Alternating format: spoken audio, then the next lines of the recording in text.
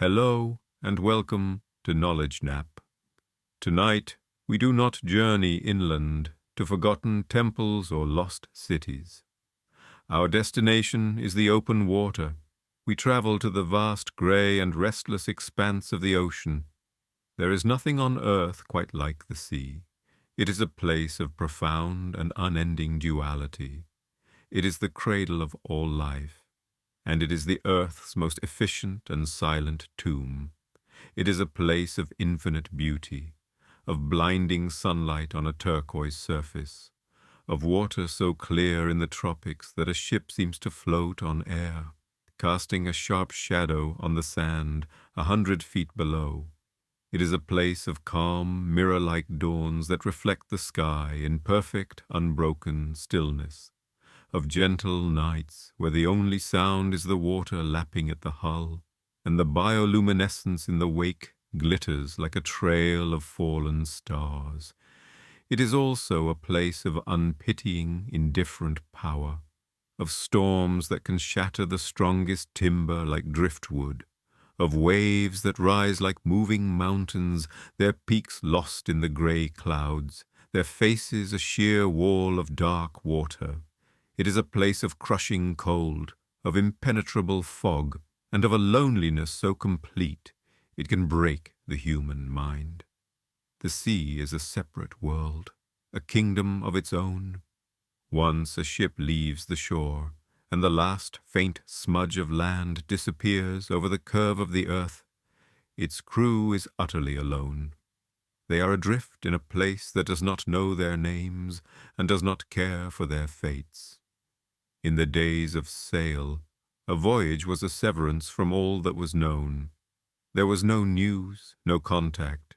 You were a wooden speck, a microcosm of humanity floating on an abyss.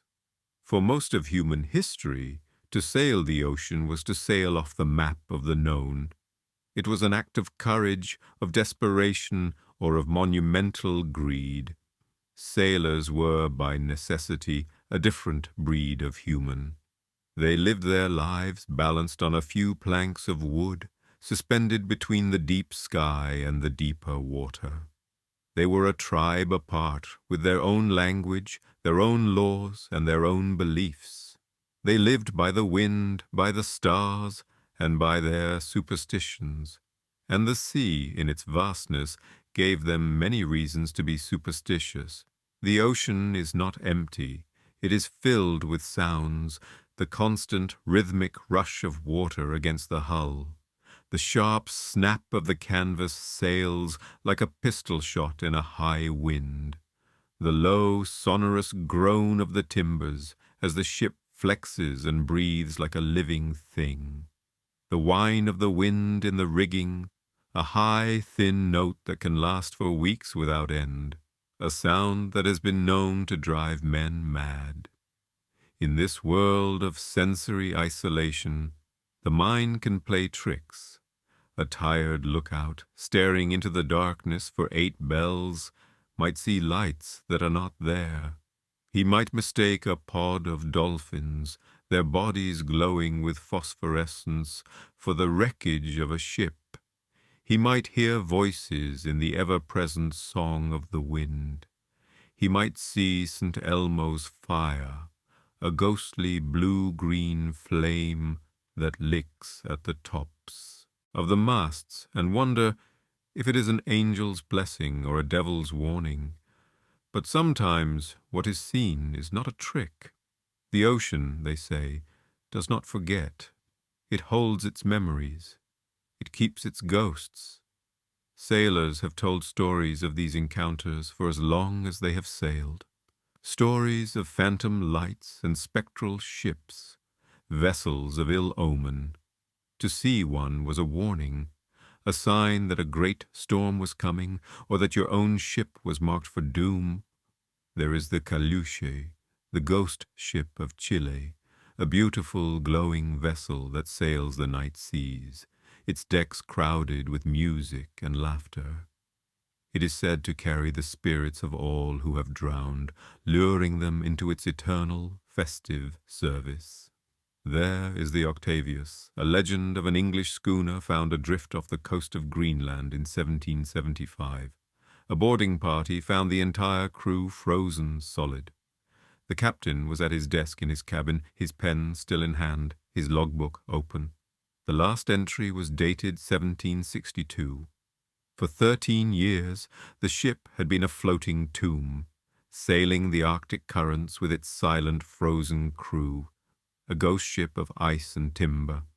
And most famously, there is the Mary Celeste, not a legend, but a true and chilling mystery, a real-life brigantine found in 1872, sailing perfectly, its sails set, its cargo intact, a meal half eaten in the galley.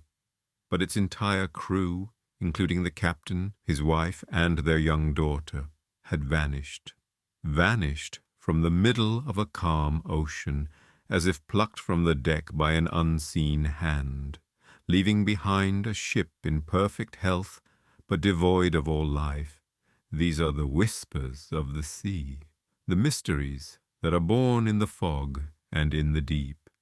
They speak to the sailor's deepest fear, not just of drowning, but of disappearing, of being taken by the sea, leaving not even a trace behind. But among all the phantom ships, all the omens, and all the dark legends of the water, one name stands above all others. One name is spoken with a unique and terrible reverence. One ship whose tale is not just a ghost story, but a tragedy, a story of pride, of a curse, and of an eternal, unending voyage. Tonight we journey to the bottom of the world, to the wild, storm-tossed waters where the Atlantic and Indian Oceans clash. We travel to the graveyard of ships, the Cape of Good Hope. We are here to tell the story of the most famous and most feared phantom in history, the Flying Dutchman. Chapter 1. The Captain and the Cape. The story, as it is told, begins in the 1600s. This was the Dutch Golden Age, a time when the Netherlands, a tiny rain-soaked nation of merchants, bankers, and seafarers, had become the wealthiest, most powerful empire on earth. The engine of this empire was the Verenigde Oost-Indische Compagnie, or VOC, the Dutch East India Company. It is difficult to overstate the power of the VOC. It was not just a company. It was a state within a state. It had its own army, its own navy, its own coin. It could wage war, sign treaties, and establish colonies. For a time it was worth more than the modern-day value of Apple, Google, and Amazon combined. Its business was the spice trade, and that business was ruthless, violent, and fantastically profitable. The ships that served this company, the famous Dutch East Indiamen, were the masters of the sea. They were floating fortresses, bristling with cannon, built to endure the crushing 6-month journey from Amsterdam to the East Indies. They sailed from Amsterdam or Rotterdam, laden with silver, bullion, and textiles. They returned from the port of Batavia, today known as Jakarta, with a cargo that was worth a king's ransom. Pepper, cloves, nutmeg, mace, cinnamon, silks, and fine porcelain. These were the things that built empires, and the men who sailed these ships were hard, driven, and profoundly skilled. Among these men was a captain. We do not know his true name for certain. The legends have given him one, Hendrik van der Decken, or sometimes just Van der Decken. Other tellings name him Captain Falkenberg. The name is not what matters. The man is. He was, by all accounts, a master mariner, a man who knew the stars, the winds, and the complex moods of the sea. He was a man of his time, proud, stubborn, perhaps even arrogant. He had sailed the long route to Batavia and back many times. He feared nothing, not the sea, not the storms, and certainly not the superstitions of his men. His only God was the wind in his sails, and his only Bible was his chart. He served the VOC, and the VOC valued one thing above all: profit. And profit depended on speed.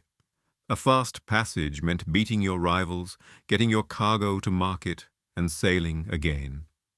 A slow passage was a failure. In the year 1641 or perhaps 1680, the dates are lost to the fog. Captain Van der Decken was on the return voyage. His ship was low in the water, heavy with the treasures of the East.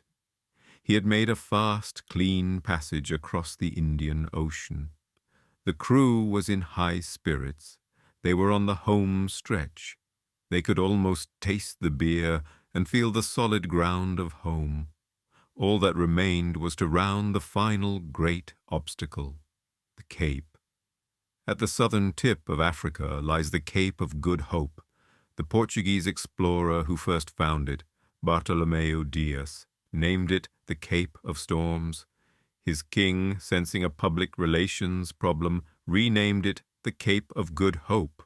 But the sailors, they always called it by its first name, the Cape of Storms, or more simply, the graveyard of ships.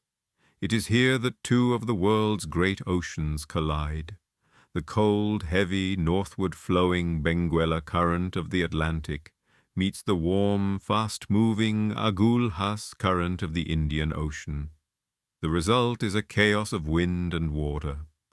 The weather here is not just bad, it is legendarily treacherous. It can change in an instant from a calm, sunny day to a raging hurricane-force gale. The winds, squeezed and funneled by the land, become unpredictable and violent. And the waves, born in the deep, uninterrupted fetch of the Southern Ocean, are some of the largest on earth. They are rogue waves, Cape rollers. These are not normal waves in a storm. They are singular vertical walls of water, sometimes reaching 100 feet high, that can rise from a flat sea and swallow a ship whole, leaving no trace. This is the place that Van der Decken had to pass. For his crew, it was a place of dread. On the land, the great flat-topped mountain loomed, Table Mountain. When a certain wind blows from the southeast, a vast white cloud pours over the mountain's edge, blanketing the city below. It is a beautiful, eerie sight. The locals call it the Devil's Tablecloth. When the sailors saw this cloth being laid, they knew the devil was home, and they knew a storm was coming. As Van der Decken's ship approached the Cape, the tablecloth was spreading. The sky, which had been a clear, high blue, began to curdle. It turned a sickly, bruised color of green and gray. The wind died, as it always does before the true storm. The ship, its sails hanging limp, wallowed in the oily, unnatural swell. The air grew heavy, and a deep, oppressive silence fell over the ocean. The crew moved about the deck, securing the cargo, coiling the ropes, their faces grim. They looked to the southwest, where the sky was no longer sky, but a black churning wall, streaked with veins of white. Captain Van der Decken stood on his quarterdeck. He watched the barometer fall. He watched the wall of darkness approach. He was a proud man. He had a schedule to keep. His cargo was valuable. He would not be delayed. Some legends say he was in a desperate hurry to get home to his wife. Others say his pride simply could not accept defeat. He would not turn back to the safety of Table Bay and wait for the storm to pass. He believed in his ship, and he believed in himself. He gave the order to shorten sail, to batten the hatches, and to face the storm head on. It struck them, as one sailor's account would later say, like the fist of God. The storm did not rise, it exploded. The first gust of wind hit the ship with a physical impact, laying it over on its side until the masts almost touched the water. The sea, calm moments before, was instantly torn into a white, screaming chaos of foam. Rain and hail, driven horizontally, lashed the deck, stinging the skin like needles. And the sound was deafening. It was not a howl, it was a shriek. The high, mad scream of the wind in the rigging, a sound so loud it drowned out the crash of the waves. The ship itself groaned, its timbers twisting, the nails screaming in their holes. It was the sound of a thing being torn apart. For days they fought. The crew, exhausted, soaked, and terrified, worked the pumps in the darkness of the lower decks, the icy water rising to their chests. On deck, they tried to keep the ship's bow pointed into the waves. The world was reduced to water, wind, and noise. The waves were monsters. They rose up out of the blackness, their peaks capped in phosphorescent foam. They looked like angry, glowing mountains lining up to destroy the small ship. They lifted the ship up to a terrifying height, where it would hang for a long, agonizing second in the screaming wind, and then drop, plunging down into a trough so deep it seemed they would never rise again. The ship fell with a crash that shuddered every timber, sending green water washing over the entire deck. The ship was failing. The sails, even the tiny storm sails they had left, were shredded to ribbons. The mainmast cracked, a sound like a cannon shot, and fell, crushing part of the deck and dragging a tangle of rigging into the sea. The rudder was damaged, struck by a piece of wreckage. The ship was no longer sailing. It was no longer under control. It was being pushed backward by the wind, pushed away from the Cape, pushed back toward the empty, endless, and deadly Southern Ocean.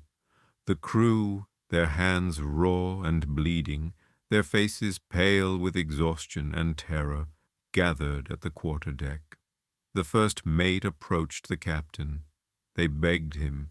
They pleaded with him to turn the ship, to run with the storm, to find shelter in False Bay, to do anything but fight this unwinnable battle. This was not a storm. This was judgment. This was God's own wrath. They were beaten. They had to surrender. Captain Van der Decken, his clothes torn, his hair plastered to his face, stood on his quarterdeck, clinging to the wheel. He looked at his cowering crew. He looked at the storm. He looked at the Cape, just visible in a flash of lightning. He was a proud man. He had never failed. He would not fail now. His pride, his stubbornness hardened into something else. It hardened into madness, a terrible, blasphemous rage. He drew his pistol. He laughed at the storm. He cursed his crew for their weakness. He pointed the pistol at the first mate, the man who had dared to suggest surrender, and shot him dead. As the body fell, he raised his fist to the black, raging sky. He roared, his voice somehow carrying over the din of the hurricane. The words of his oath vary in the telling, but the meaning is always the same. "I will not be beaten," he screamed. "I will round this cape. I will sail, even if I must sail, until Judgment Day." In that moment, the legend says, the storm paused. A terrible, unnatural quiet fell. The wind held its breath. The screaming in the rigging stopped. The only sound was the drip of water and the creak of the ruined ship. A cold, spectral light broke through the clouds, illuminating the deck. It was not the sun. It was a pale, dead light. The crew looked up, their faces pale in the sickly glow. A voice, not of the wind and not of the sea, spoke from the sky. It was calm and cold and absolute. "So be it," the voice said. "You have your wish. You will sail these waters. You will sail them forever. You will be a phantom, a sign of doom to all other sailors. You will never make port. You will never know rest. The storm will be your home, the ocean your eternal prison. Your pride will be your crew, and your curse will be your captain. You will sail until Judgment Day. And then the storm returned, but it was no longer a storm of nature. It was the storm of the curse. It did not pass. It settled. The ship and its captain and its terrified crew were snuffed out from the world of the living. They were consumed by the sea. But they were not given the peace of death. They were taken, and their long, eternal voyage had just begun. All right, now I want you to start off with writing the introduction and chapter 1. Use no less than 2,500 words. Start off with hello and welcome to Knowledgenap. Chapter 2, The Eternal Voyage. What is a curse? It is not a single moment of pain. It is a state of being. It is not death. Death is an ending, a mercy. A curse is the denial of an ending. It is a knot tied in the thread of time, a knot that can never be undone. When the voice from the storm spoke, and the curse descended, Captain Vanderdecken and his crew were not simply struck by lightning. They did not drown, their lungs filling with the cold water of the Cape. They were, instead, encured. They were anchored to their ship, and their ship was anchored to their final, terrible moment. Their moment of pride, their moment of terror, their moment of blasphemy. The world of the living, the world of warm sunlight and calm harbors, of time moving forward, simply moved on. It left them behind. They were now in the ocean's memory, trapped in the grey, unending storm that their captain had challenged. They had become a ship out of time.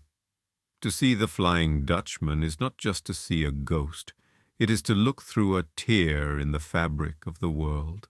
To see a ship that is still, to this day, trying to round the Cape of Good Hope.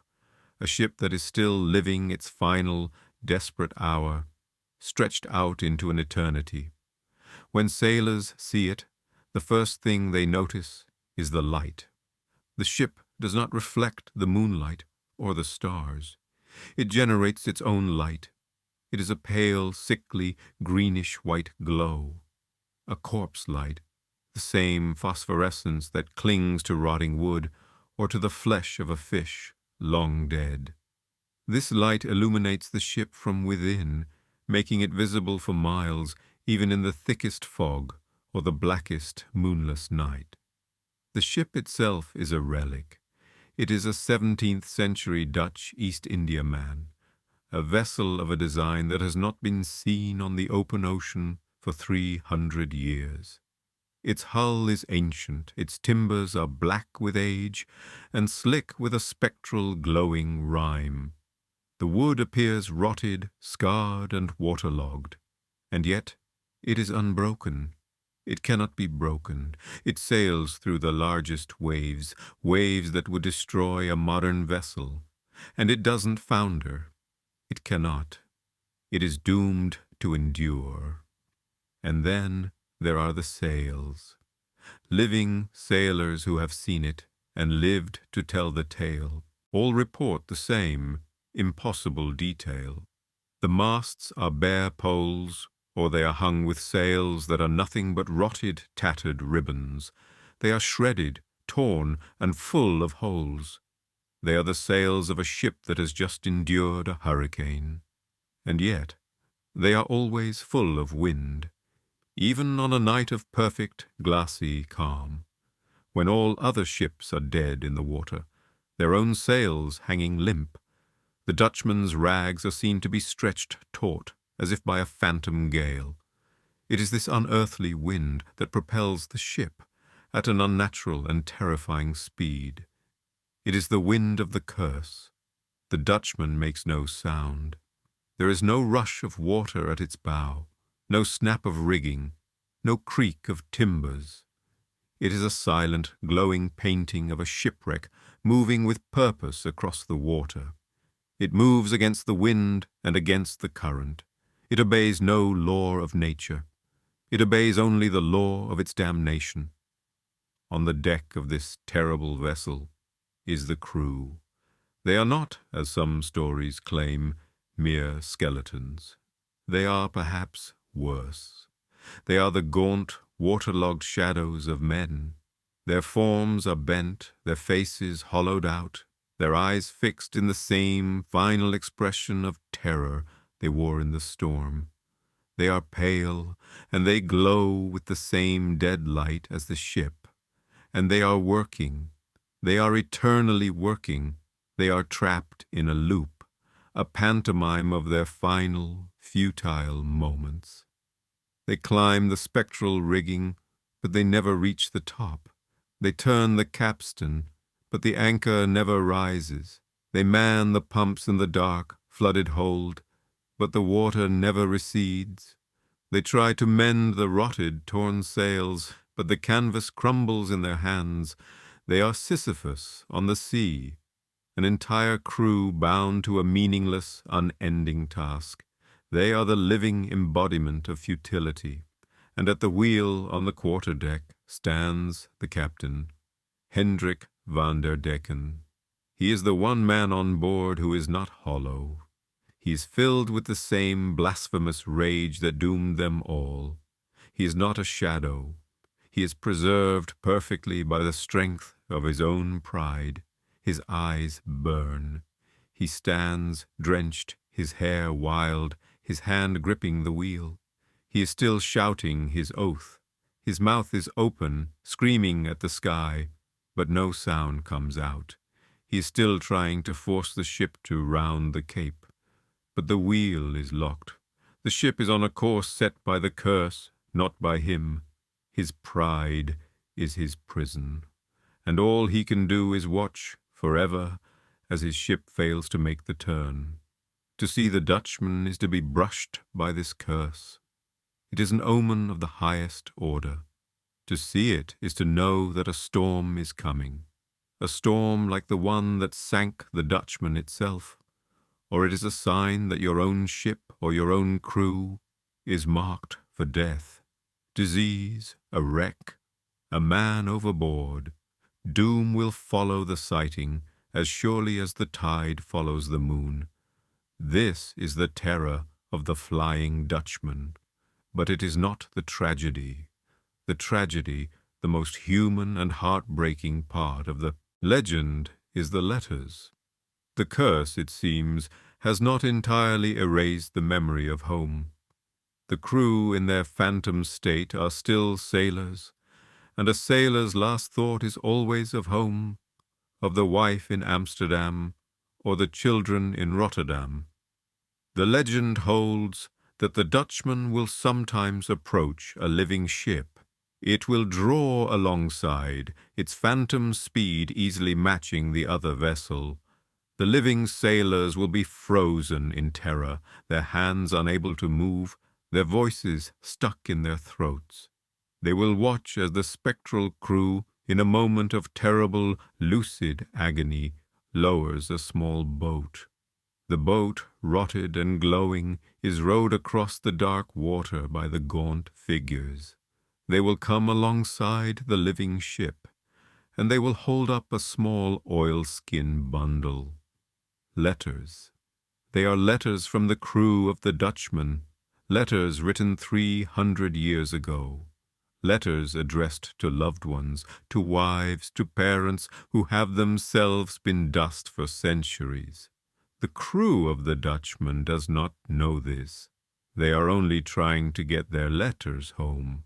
They are just sailors asking another ship to carry their mail.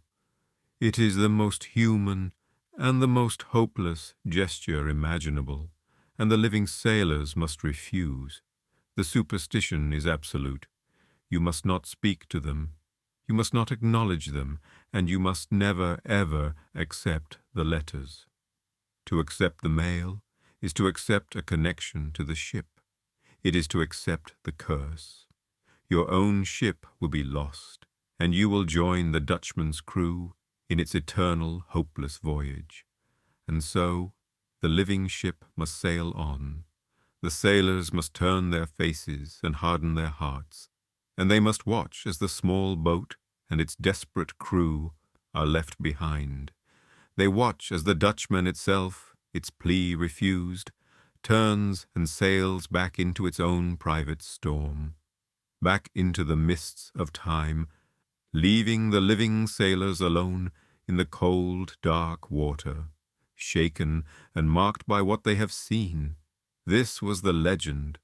This was the story told by sailors, in hushed tones, in the warm light of a tavern, or in the cold darkness of the forecastle. It was a story, a fable, a warning.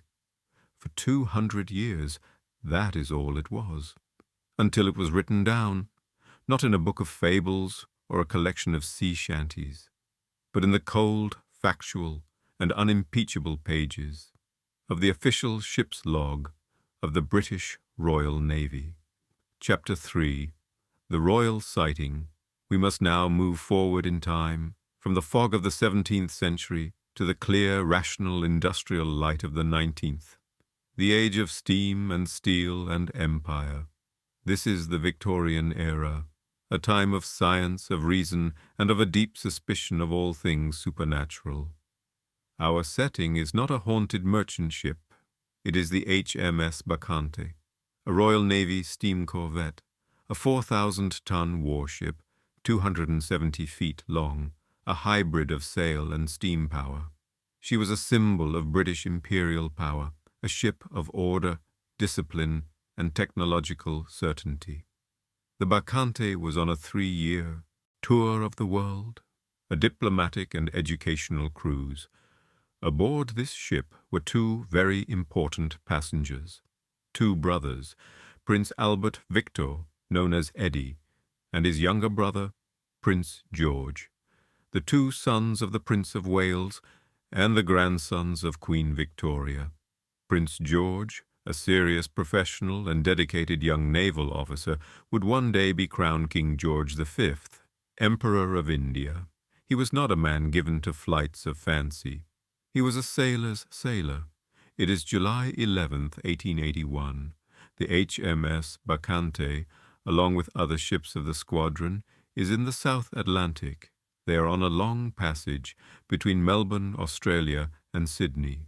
It is the dead of night, 4 o'clock in the morning, the graveyard watch, the coldest, darkest, and quietest part of the night.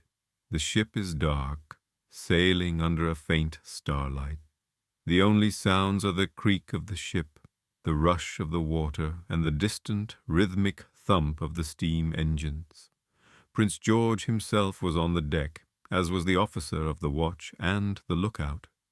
The prince, in his own private logbook, recorded what happened next.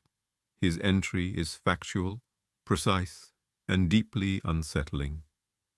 The time was 4 a.m. The lookout on the forecastle, an ordinary seaman, cried out, "Light on the port bow!" The officer of the watch raised his telescope. Prince George looked, as did his brother, and they saw it. It was a ship, but it was unlike any ship they had ever seen. The prince's log entry, which was later published, is chilling in its clarity. He wrote, "A strange red light, as of a phantom ship all aglow, in the midst of which the masts, spars, and sails of a brig, 200 yards distant, stood out in strong relief as she crossed our bow." Let us analyze these words. A strange red light. Other accounts from the ship would say it was a reddish, phosphorescent glow, the same sickly light of the legend. As of a phantom ship all aglow. The future King of England, a professional naval officer, used the word phantom. The ship was glowing from within. It was not carrying lanterns. It was the lantern. The masts, spars, and sails of a brig. A brig is a 2-masted, square-rigged ship. It was an old-fashioned design, even for 1881. It was the Dutchman's era. 200 yards distant. This was not a smudge on the horizon. This was close, dangerously close, close enough to see every detail of its rigging against the red glow. The officer of the watch was bewildered. He gave orders, but the phantom ship, sailing at an impossible speed, passed across their bow and vanished into the darkness. It had not appeared on a collision course. It had simply appeared. The quarterdeck was now fully alert. They scanned the sea. There was nothing. No other ships were in sight. They were in a remote, empty stretch of the ocean. The weather was clear. There was no fog, no rain. There was no explanation. No ship could appear and disappear so quickly. No ship of that design was logged in the area, and no ship glowed with a strange red light. In total, 13 men aboard the HMS Bacchante saw the phantom ship. The 2 princes, the officer of the watch, the lookout, and other members of the crew. There was no doubt. They had seen it.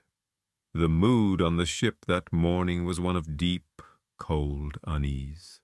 The sailors, the regular seamen, knew what they had seen. They knew the stories. They knew it was an omen.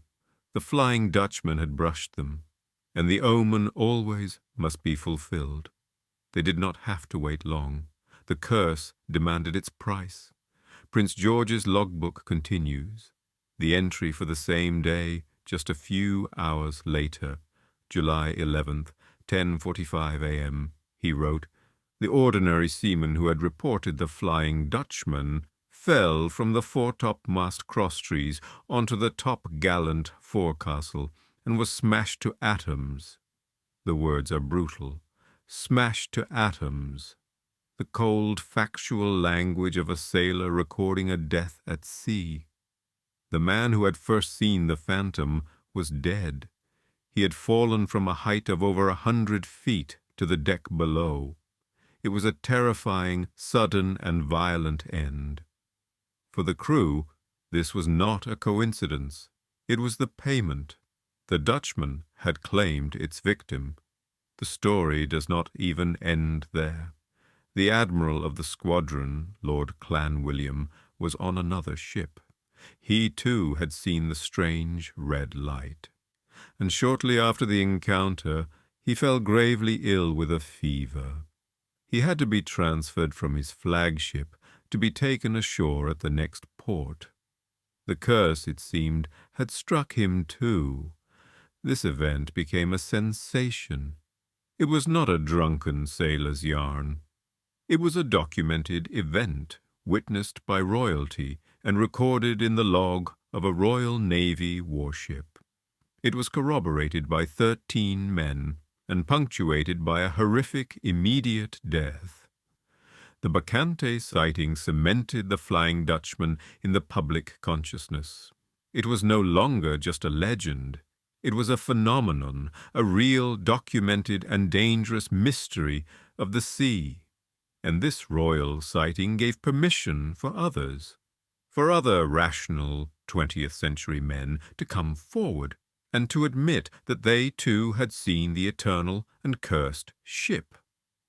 Chapter 4. A Litany of Witnesses. The sighting by Prince George in 1881 was a turning point.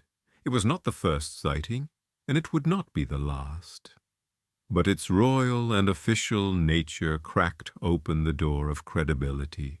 It transformed the Dutchman from a ragged superstition, whispered by sailors in the dark, into a formal, documented, and public mystery. The Bacchante sighting gave permission. It allowed other men, other serious, professional men, to come forward and say, "We have seen it too." When the future King of England records a phantom ship in his log, the world is forced to listen, and the world, when it listened, discovered that the Dutchman had never been silent. Its wake was long, and it was filled with witnesses. Let us go back before the royal sighting. To the year 1835, the age of sail is at its absolute zenith. Massive, three-masted British merchant ships laden with cargo ply the Cape route. One such ship, a bark named the Helen, is fighting for its life. It is in the grip of a terrible storm, off the Cape of Good Hope. The wind is shrieking, the seas are mountainous, the ship is laboring, its timbers groaning. The crew is exhausted, clinging to the lines, their knuckles white. It is a night of pure elemental chaos. The lookout, his eyes roar from the salt spray, screams a warning. "Ship, dead ahead!" The captain and the first mate look. Through the blinding rain and the foam, they see it. A ship on a collision course. But it is not a modern ship. It is an ancient, high-sterned vessel, a 17th century East Indiaman. Its masts are bare poles. Its sails are in tattered, streaming ribbons, and it is glowing, a pale, unearthly light, which the crew of the Helen described as a deathly, phosphorescent gleam. It illuminates the phantom ship in the heart of the storm. The Helen's crew stares in horror. The ship is ancient, a wreck, and yet it is sailing at an impossible speed. It is sailing faster than their own ship, which is being driven by a hurricane. The phantom vessel comes so close, the men on the Helen can see figures on its deck, gaunt, pale figures clinging to the rigging. They are in the same storm, but they are not of it. The crew of the Helen prepares for the impact. The captain roars orders, but it is useless. The two ships are about to collide, and then, in an instant, the phantom ship is gone. It does not turn, it does not sink, it passes, as if it were made of mist, and vanishes into the storm. The crew of the Helen is left in the raging darkness. Their hearts are pounding. They have seen the Dutchman. They have been brushed by the curse. Their ship, the Helen, survives the storm. But it is limps into Table Bay. Its crew forever changed. They are now part of the litany. They are witnesses. Now let us move forward past the Bacante sighting into a new century, the 20th century, a time of steel, of engines, of total war. The age of sail is dead. The ocean is no longer a wilderness, it is a battlefield. It is the Second World War. The Cape of Good Hope is one of the most strategic points on Earth. Allied shipping, bringing supplies and soldiers, must pass this point. And lurking in those dark, cold waters is a new and terrible predator, the German U-boat. These submarines were the antithesis of the Dutchman. They were not superstitious wooden vessels. They were cold, clinical, cramped machines of war. Their crews were not sailors who believed in ghosts. They were engineers, technicians, and hardened naval officers. They lived by mathematics, by torpedo trajectories, and by the cold, green light of the sonar screen. They were the least likely men in the world to see a phantom, and yet the stories began to filter back to the German High Command. Stories from the U-boat commanders themselves, men of iron discipline, men like Karl Dönitz, the future Grand Admiral of the entire German Navy. The logs from the U-boats in the South Atlantic began to contain anomalies. One account, told in the wardrooms of the submarine fleet, is particularly chilling. A U-boat on patrol is caught in a violent Cape storm. It is forced to surface, to ride out the waves. The commander is in the conning tower, scanning the horizon for enemy destroyers. The air is full of spray, the wind a deafening roar. His binoculars are sweeping the grey, pounding water. And then he freezes. He sees something. It is impossible, but it is there. It is a ship, a sailing ship, of a design he has only seen in paintings, in museums, a 17th century Dutch East Indiaman. Its sails are in tatters, its masts are splintered, it is glowing. a pale, sickly green light, the light of the legend, and it is sailing directly into the storm. It is moving at an incredible speed, against a wind that is forcing his own 900-ton steel U-boat to struggle. The commander watches, his blood running cold. This is not an enemy. This is not real. The phantom ship, a silent, glowing wreck, sails past them. It is so close, his crew on the deck can see it. They see a ship that should have foundered in seconds in a sea like this.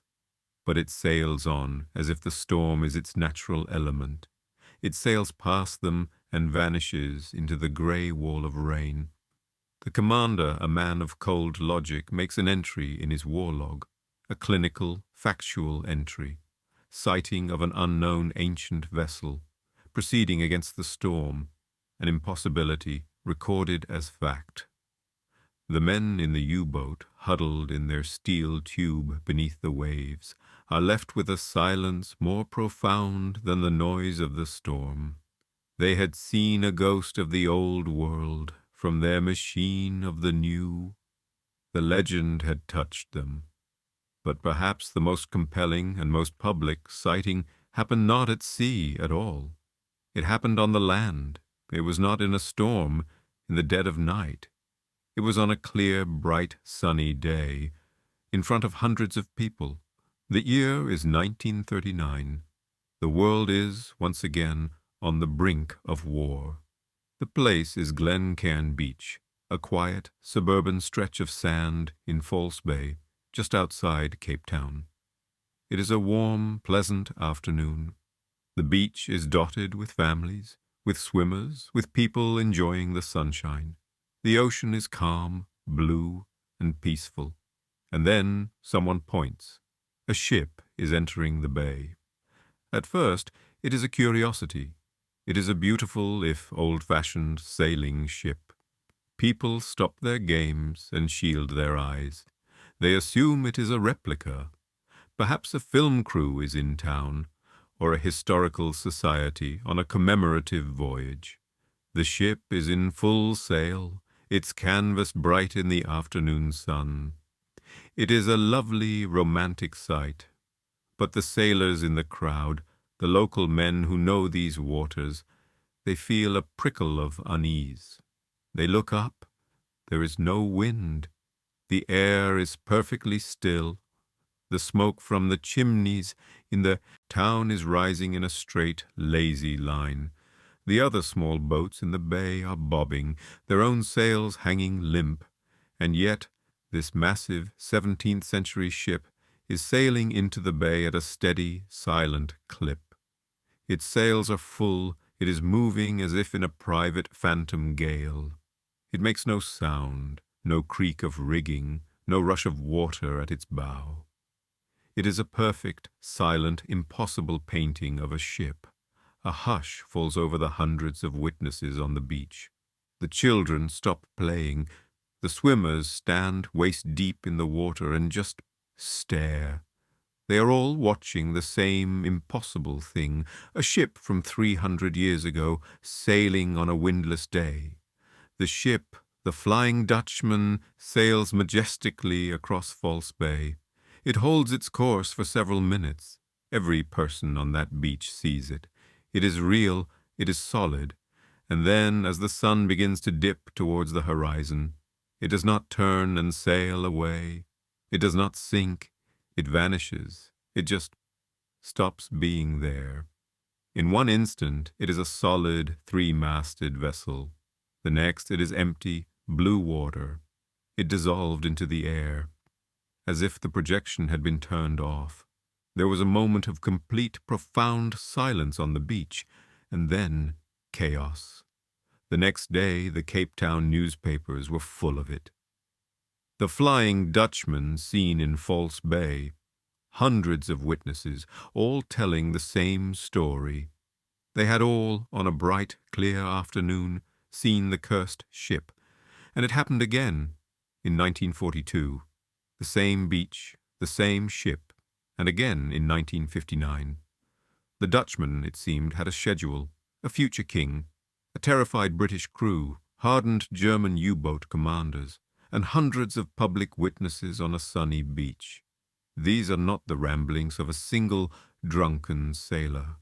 This is a litany, a chorus of credible, rational, and terrified people, all singing the same impossible song. They all saw something. The legend is not just a story. It is a phenomenon, an event that repeats, a scar on the sea, a memory that refuses to fade. Chapter 5. The Long Watch. Why, after 300 years, after the age of sail has given way to the age of steel, after the world has been mapped and charted and lit by satellites, why does this one ship remain? Why does the Flying Dutchman endure? The answer is that the Dutchman is more than just a ghost story. It is not a tale meant to frighten children. It is a tragedy that speaks to the most human and most primal parts of our nature. It endures because it is a story about us. It is a story about pride, the terrible, unbending human pride that refuses to yield. Captain Van der Decken is not a monster. He is a man of great skill and great courage. But his pride, his hubris, was greater. He stood on his quarterdeck in the face of God, in the face of nature, and he refused to bend. He refused to accept defeat. He would rather be damned than be delayed. In him, we see the worst and perhaps the most defining part of our own spirit, the part that will break before it will bow.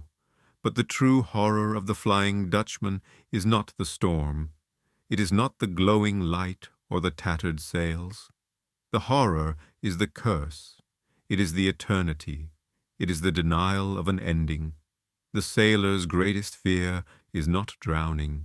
Drowning is quick. It is an end.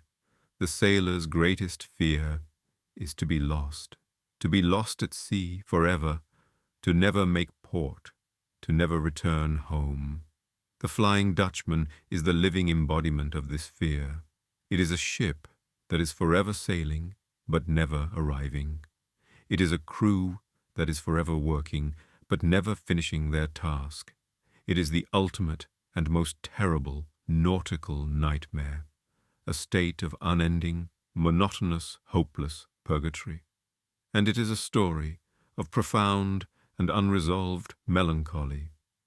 This is the heart of the legend, the detail of the letters, the one human gesture that elevates this from a ghost story to a tragedy.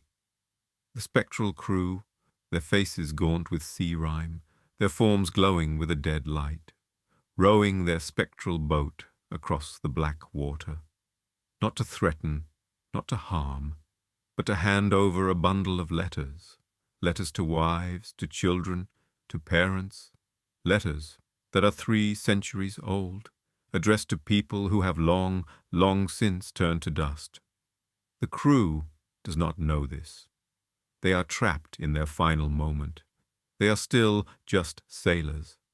And they are still just trying to get word home.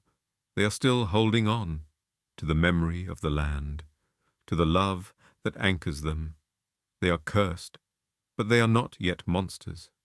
They are just lost. This is the ocean's most melancholy secret. And so we look for explanations. The human mind cannot abide this mystery.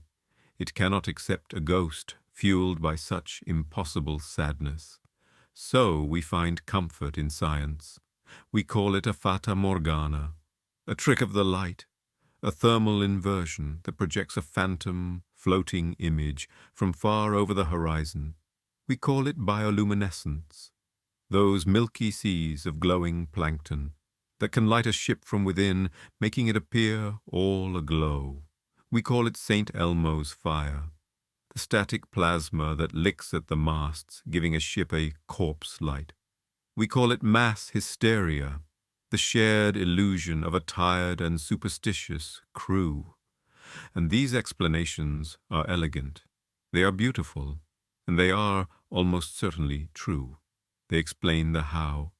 but they do not, and they cannot explain the why. Why this one ship?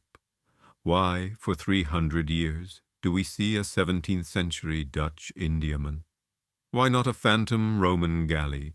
Why not a spectral, floating 20th century ocean liner?